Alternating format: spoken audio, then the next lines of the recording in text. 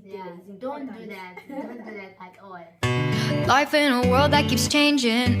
Think that it's progress you're making.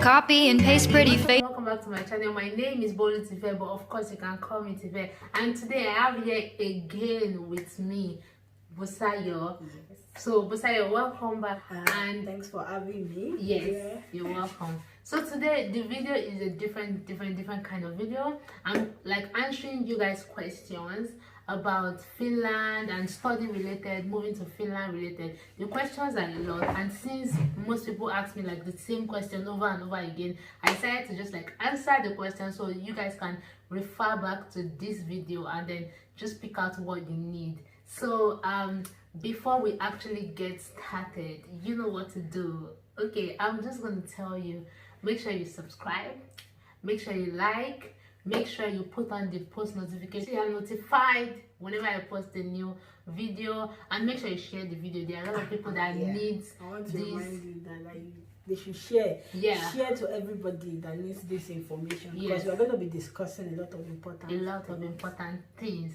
So yes, that's it. So having said that, let's get straight into Okay, someone said, I think you should do a video with regards to this free education. A lot of people actually thought it's free. So, okay, for me, I think Finland stopped free education in the year 2017. Right. So that was the last year they stopped free education. But now what they do is they offer scholarship for master students, students that graduated with first class. So they give you like 80% scholarship, so you're gonna pay very little school fee. First class students. Yeah, first class students alone for masters. Yes. So I don't think there is scholarship for BSc. For bachelor's degree, in most cases there are no scholarship. Unlike maybe 2018, 2019, there was some scholarship. But as time goes on, they become more strict and strict with the school fees. So as at this year admission, there was no scholarship for anybody, but there are grants. There are different grants that you can apply for. Yeah. That you have to check out yourself, but basically no scholarship. And also for BSc, I think when they give you an admission, they give you like 50% discount in the school fee if you can pay the school fees before at a certain time. Yeah, at a certain time. They will tell you the time. They will give you they will send everything to you so that you can see, so you are not paying as much. Yeah, so what we're just trying to say is that there can be exceptions, but basically no scholarship anymore, and no free tuition. No free tuition rather anymore. So the second question is, to go to school, does it require Finnish exam? Actually in Finland there are different kinds of schools, so I'm going to address everything aside from nursing. She's going to talk about the nursing part because she's studying nursing, by the way. So normally any exam you write, you don't have to write a Finnish exam if you want to study in English, which is of course what I think everyone wants to study in if you don't understand Finnish, right? So for we that are not European students, you don't have to write a Finnish exam to study in English. Do you get? You don't have to write a Finnish exam to study in English. You just have to write the basic exams that you'll be given, and that's it. No Finnish exam, no Finnish competency is needed whatsoever, just English competency. Yeah. So for nursing, you need to write like entrance exam, which is actually not difficult at all. Like anybody can pass it, and it's in English. But unlike if you choose some schools in Helsinki for study, if you choose schools in Helsinki and Lahti, they will like require you to write Finnish exam. But if you choose schools that are in Eastern Finland, schools that are in Jyväskylä, Kokkola, Lappeenranta, so like Santa Punta University of Applied Science. So those ones, they don't require Finnish at all. So it's more like the high competitive school and require Finnish just to like increase their bar, kind of. So that's it. Okay. So someone said, please sis, how do I apply from Nigeria? How much is tuition fees over for undergraduate students? First of all, how do you apply? I made a video about that, which is gonna be year this corner or that corner. So anyways, you can refer back to that video. But basically, you search for the school. You can just search universities in Finland, or you can go to studyinfo.fi, which I will link down below. So you can go there, you search for the school, then search for your course, and then search for the requirement. So that's just the beginning. Aside from that, there's no way you're going to know what to study for. So the second question, what is the tuition fee? So for bachelors, there's bachelors and masters, of course. So for bachelors, it's about 4,000, 6,000 to 8,000, depending on the course. Then for masters, it's about like 8,000, 10,000 to 12,000, also depending on the course. Yeah. So at least I'm sure that for nursing, right now they are paying 4,000 euros. But bachelors? Yeah, for bachelors. But when you want to apply, they'll say 8,000. But after the discount, it becomes 4,000. 4,000. Yes. So basically, I also want to say that don't be scared about the admission. Applying doesn't really take anything much from you. Apply. Don't be scared about the tuition. I mean, just apply and just go ahead with the application. Just get the admission and then hear what they want to say, because sometimes just put that school fees up there just as we're taking school fees kind of thing. Do you understand what I'm saying? So just try to apply, get the admission, and then hear what they want to say, because there's usually exceptions. The university has the right to like create exceptions for different people. So this person says, I came across a channel while doing research about studying in Finland as an international student, particularly African student. In your experience when applying, what helped you structure your personal statement aside from the information that is already given on university websites? Okay, so do you want to go? Okay, for me, I think I basically did everything myself. I even wrote my because I came here through masters, so I wrote my motivational letter myself. So it's about like, okay, what do you want to do? What research do you want to write about? You write it there. Like, what do you know before? What have you done before? And what are you hoping to do? That is basically what they want to know. Yes, so that's right. And also I want to say, if you are studying your bachelor's, your motivational letter doesn't have to be complicated or complex at all. Just write the simplest thing, just telling them, let them see the motivation in you, that okay, this is exactly why I want to come to school. Don't be scared to put like, I love Finnish nature, or I heard that Finnish is a safe place.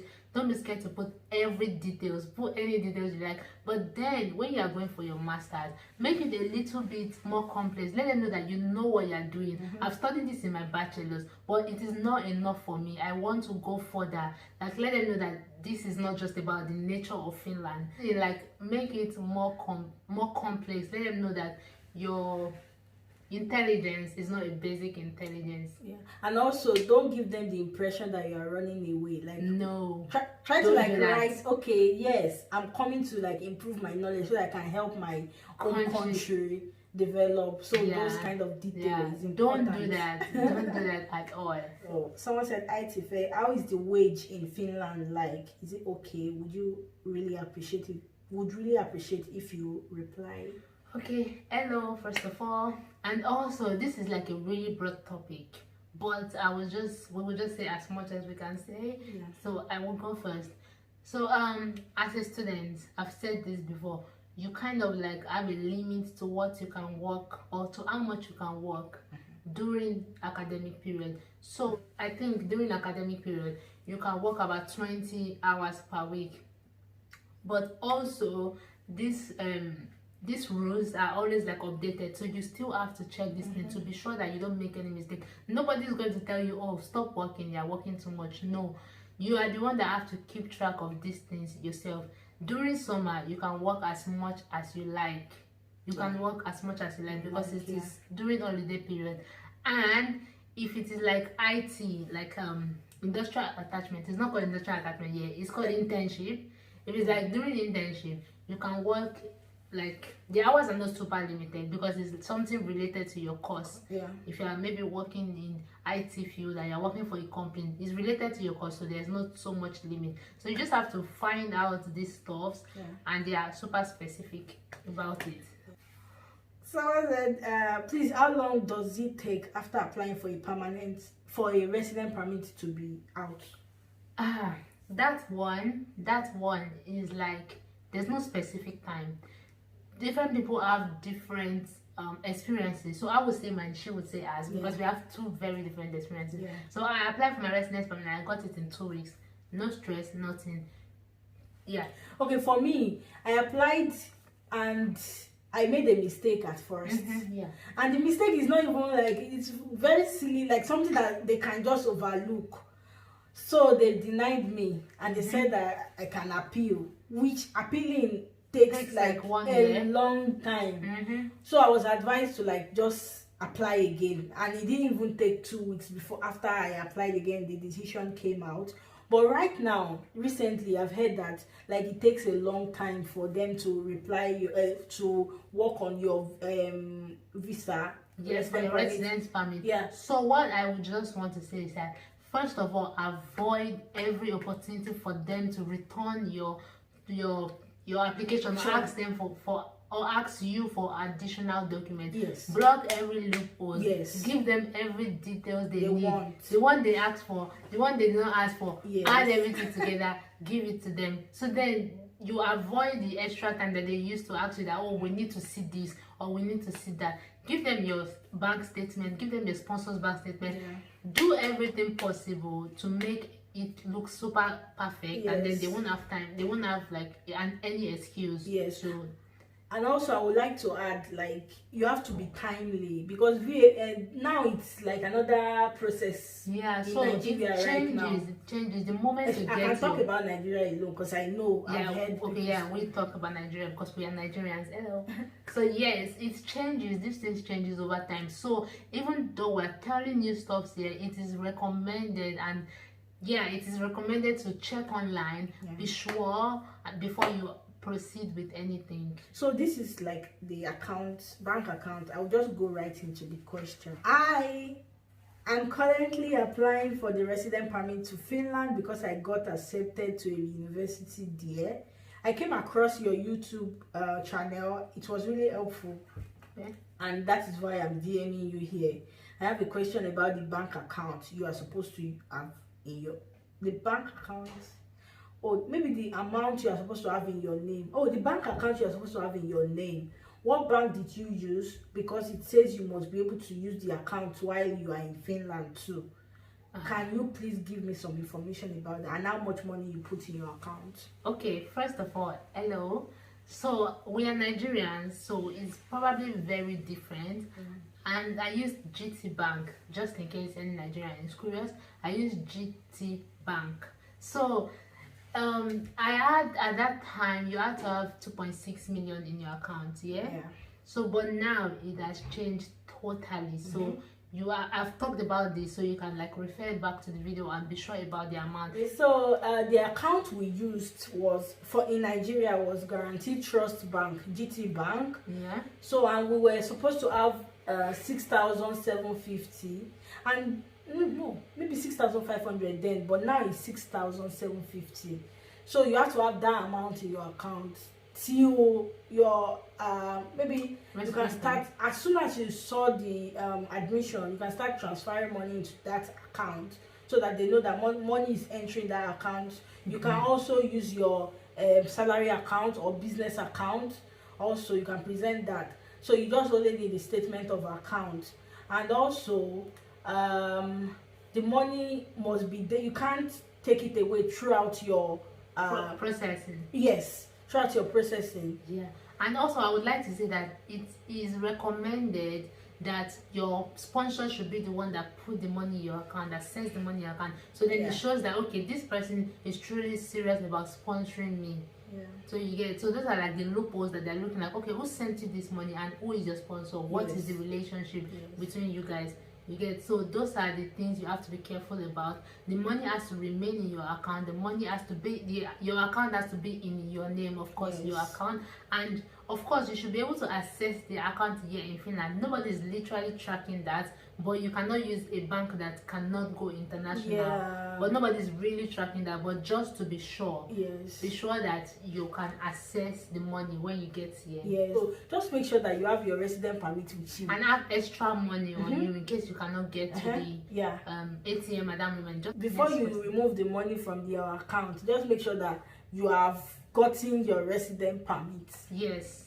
So next question. Thanks for the video. Please, is the 13k euros would be in your sponsor account? Well, thank you for watching the video. And the 13k doesn't have to, the 13k has to be in your account, but also your sponsor have to have enough money in his account that shows that he can continue sponsoring you. He or she can continue sponsoring you. So the 13k is for resident permits for 2 years. But if you're doing like just 1 year resident permit, it's 6,750 that you must have in your account and must be transferred from your sponsor's account to yours account. And you guys must have a compelling story to show that yes, okay, I want to sponsor this person. And why? The person doesn't have to be really related to you, but you just have to have a consistent and compelling story. Because when you write in your application, when you go for the interview, they're asking you the same thing. Yeah. Yes. So next question, what is your IG? I have questions on migration. So my IG is Bolutive, and our IG also, you could ask us some questions too. Is gonna be here also at Miss Bosayo, and then you can ask us any question. We'll answer as much as we can. So please, can you tell us schools that doesn't require IELTS? That one is quite like some schools don't require IELTS, but I must tell you that I don't know that because they change their policies yearly. Some school might require IELTS this year and then decide not to require next year, and then decide to require next year. So in most cases, you have to check the school that you want to go to, maybe the school that has the course that you want to do, and then check their requirements. That's just it. And it's very, very easy to read. When you go to the study info, their requirement is always there every year. Yes. So check studyinfo.fi. I'm linking it down here. Studyinfo.fi, and you can always just check. That is why it's Google. Schools in Finland, requirement for school in Finland. It will always refer you back to that link. But best thing is just check studyinfo.fi. So those are the questions for today. What personal advice do you have for like people that are applying? For me, I would say like just don't give them the opportunity to see fault in your applications. When they start finding faults, when they start requiring for extra documents, then it takes time. Some people like they've applied for, after admission they applied for resident permit for 3 years before they gave them. So you have to have a very so what I would like to say is that put attention to your finances. That is something they're just looking at. They're trying to find like, is this money legit? Will it be in your account? Don't remove 1 naira. I'm telling you, don't try to remove 1 naira. You can add. You can add, no problem. It can be more. But don't remove 1 naira till you get to Finland. So that's it. It's finances. Even for we that are here, when you are renewing your residence permit, they put more attention on the finances because they want to be sure that can you fend for yourself? Are you wouldn't you be stranded? Can you afford to take care of yourself? Because then if you can't, they have to do that. So don't let anybody tell you nothing that you can't do this. You can do it, okay? So thank you so much for watching this video. I hope to get more questions for you, and I'll try my best to answer you guys. I'm also quite busy, so I'm sorry if I don't get to answer some questions, but I will try my best to do that. So see you in my next video. Remember to subscribe, remember to like, check my Instagram out. I'm quite interesting, a little bit, but yes, check it out, and you can check us too. So yes, that's it. Bye.